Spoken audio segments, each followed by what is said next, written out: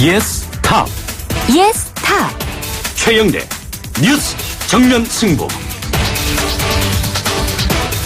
무더운 목요일인데요. 하루 잘 보내고 계십니까?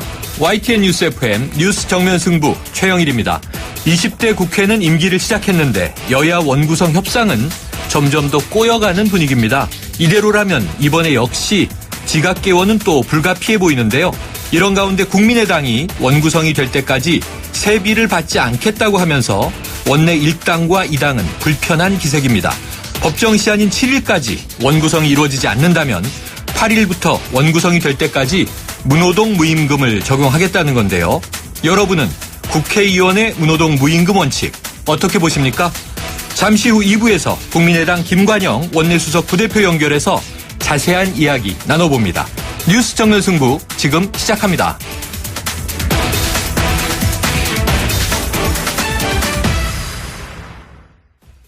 네, 먼저 오늘 하루 있었던 뉴스 정리해봅니다. 오늘의 시사뉴스 브리핑.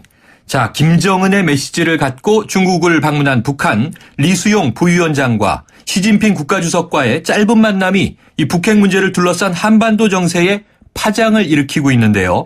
유엔의 대북 제재가 한창인데 이 대북 제재의 가장 큰 축을 담당하는 중국이 김정은의 특사격인 리수용을 만났다는 자체가 지금의 대북 제재를 느슨하게 할 가능성이 크기 때문입니다. 북중 관계의 회복 조짐이 몰고 올 파장, 정치학 박사인 김주환 YTN 정치안보 전문기자와 이야기 나눠보겠습니다. 안녕하세요. 안녕하세요. 네, 자 어제 중국 시진핑 주석이 리수용 북한 노동당 중앙위원회 부위원장이죠. 면담을 했는데 이 김정은의 구두 친서가 전달됐다는 보도가 계속 나오고 있어요. 어떤 내용입니까? 일단 구두 친서라는 거는 국제 외교 관례에 없는 말이라고 합니다. 외교부가 입장을 밝혔어요. 어찌됐든 간에 메시지를 전달했다 이렇게 봐야 될 것 같습니다. TV 화면을 보신 분은 알 수 있겠지만은 81살의 리수용이 메모지를 이렇게 읽는 모습이 외신 뉴스를 통해서 전해졌어요. 그것이 아마 김정은이 메시지가 아니겠는가 이렇게 추정을 하는데 왜 구두 메시지를 보냈을까라는 의문점이 들 수가 있죠. 우선 추정해 보건대 아마 명확하게 중국에 약속할 것이 없지 않았겠느냐. 그럼에도 불구하고 북중 관계를 좀 돈독히 하자라는 차원의 어떤 김정은의 생각이 이수용의 입을 통해서 시진핑한테 전달되지 않았겠느냐 이렇게 추론해 볼 수가 있는 거죠. 그렇군요. 자, 어제 이 시진핑 주석의 발언을 보면요. 이 북한에 대해 도발을 하지 말 것을 촉구한 것으로 전해지고는 있는데요. 어떤 발언이었습니까? 어제 그 배경 설명을 좀 먼저 드리면요. 동북아시아에서 항상 안보 문제에 있어서 불안을 야기하는 국가는 딱 한 나라입니다. 북한이죠. 항상 이 땅 군사 도발. 그래서 우리가 북한을 할 때 트러블 메이커, 문제국, 문제야 이렇게 표현을 하지 않습니까? 그런데 어제 시진핑 주석의 발언을 보면 묘해요. 유관 당사국들이 냉정과 절제를 유지해라. 그런데 복수 형태를 썼어요. 왜 유관 당사자국? 예, 당사국. 복수 형태를 썼어요. 이거는 굉장히 두 가지 측면에서 의미심장한 얘기입니다. 먼저 설명을 드리면요. 중국은 북한 체제가 붕괴되는 거를 사실상 전통적으로 원치 않습니다. 그 이유는 북한이라는 지정학적인 이 축이 중국의 핵심인 베이징, 보하이만, 바레만을 막아주는 그 방파제 역할을 하고 있다. 이렇게 인식하고 있어요. 전통적으로. 그거는 임진왜란 때부터 지금까지 하나의 변함이 없는 불변의 원칙입니다. 중국에 있어서의 한반도를 바라보는 시각. 그런데 역시 북한이 과도한 군사 도발을 하는 걸 또 역시 원치 않습니다. 그 이유 중에 하나는 북한이 군사 도발을 과도하게 할 경우 미국이 그 군사 도발을 빌미로 동북아 깊숙이에 개입할 수 있는 여지를 줄 수 있기 때문에 이건 역시 중국이 원치 않는 거죠. 지난 2월에 사드 배치 논란이 대표적인 사례라고 할 수 있죠.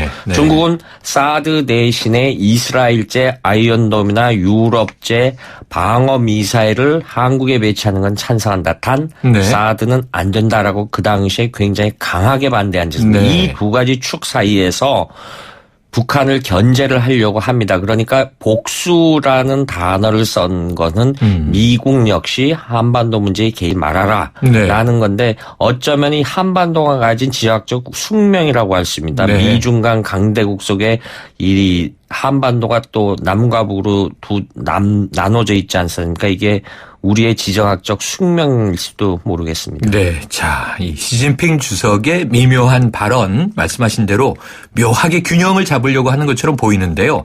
그런데 어제 중국 언론이 공개한 이 시진핑 주석의 발언 중에 비핵화라는 말이 없다는 보도가 계속 나와요. 어떻게 해석해야 됩니까?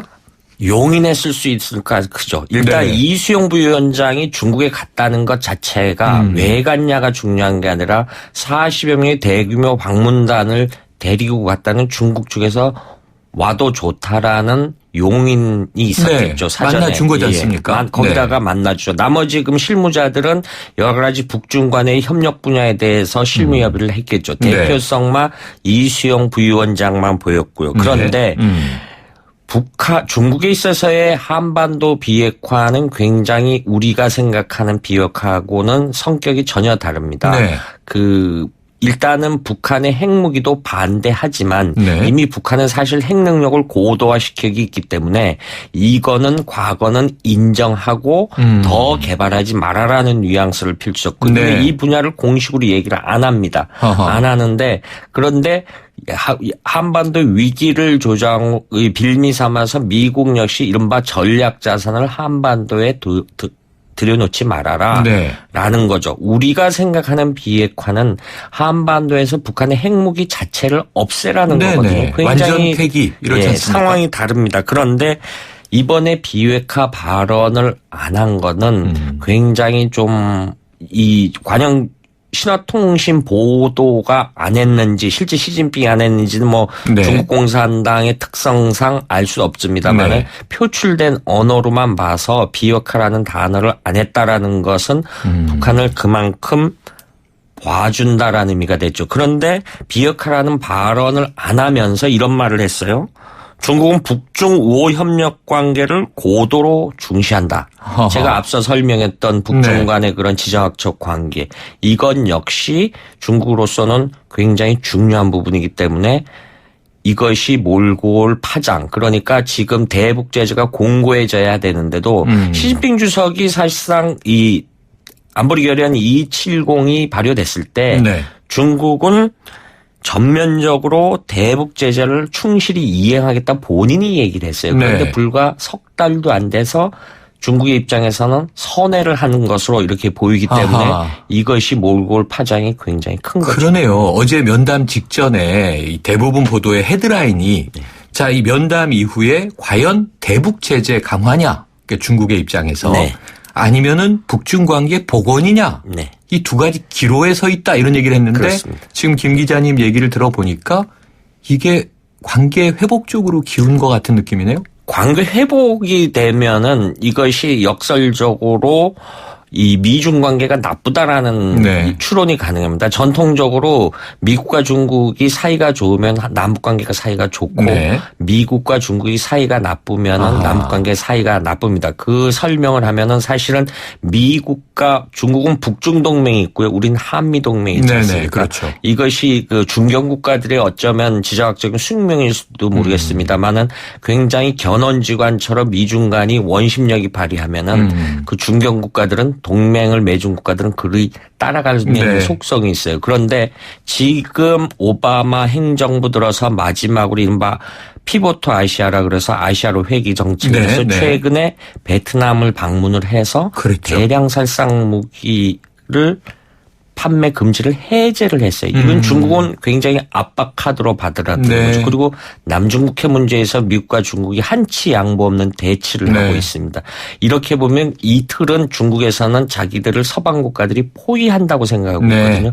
그런데 작은 의미로 보면 북한 역시 대북 제재를 빌미로 주변국들이 자기들을 포위한다라고 인식하는 거죠. 북한은 이거를 피포위 의식이라고 표현을 하는데 어쩐 그 두 부분에서 북중 두 나라가 동병상련의 정을 느꼈을 수도 있죠. 아, 그렇군요. 자, 이제 남은 관심은요. 이런 북중 관계의 호전이 김정은의 방중으로 이어질 것인가 하는 전망인데요.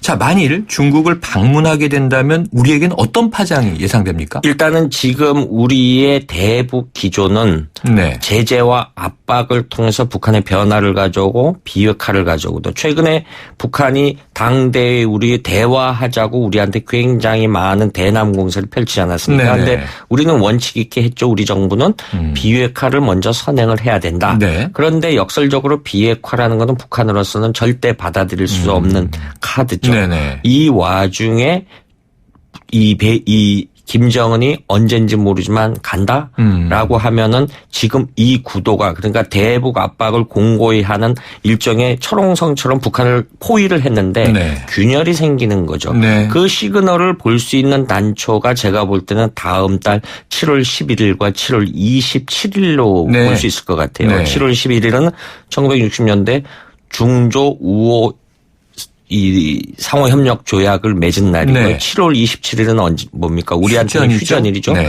근데 북중 두 나라는 이걸 전승절이라고 표현합니다. 네. 그런데 지금 7월 27일 기점에서 랴오닝성에서 단둥에서 신의주를 걸쳐서 네. 개성까지 고속도로를 착공식을 가질지도 모른다라는 시그널이 있고요. 네. 또 하나 그러면 9월 9일 북한의 건국절입니다. 이 즈음으로 볼 수 있는데 그 근거 중에 하나는 지금 시진핑 주석이 비핵화 발언을 안 했어요. 그런데 네. 단둥에 가면 뭐가 있냐면은 중조 항미 원조 전쟁 기념탑이라는 것이 있습니다. 네. 6.25 전쟁을 중국은 항미 원조라고 합니다. 네. 미국에 대항을 한 북한을 우리가 도와줬다. 그래서 절대 한국 전쟁이라고 표현을 안 하거든요. 이런 네. 부분에 있어서 그 탑에 중국 고위층들이 이 헌화를 하느냐 네. 이건 북중 관계에 큰 회복이 되고 김정은이가 가는 그런 시그널로 봐야 되겠죠. 네, 올 여름까지 지켜봐야 할 사안이 터져나온 것 같습니다. 오늘 말씀 감사합니다. 감사합니다. 지금까지 김주환 YTN 정치안보 전문기자였습니다.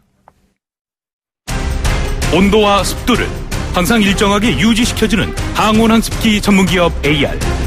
전산센터, 반도체 공장, 미술관, 박물관, 귀중품 보관실을 30년 축적된 기술로 AR이 지켜드립니다. 24시간 확실한 서비스 보장 031-497-0561 크리네어 테크. 크리네어 테크 집중기 주물 작업 연마 작업 페인트 작업 분진 가스 냄새 연기 작업장 분진 이 세상에 못 없애는 분진이 어딨어 크리네어 테크 집중기가 다 잡아줍니다. 예! 크리네어 테크. 크리네어 테크 집중기 네, 1부는 여기까지고요. 2부로 돌아오겠습니다.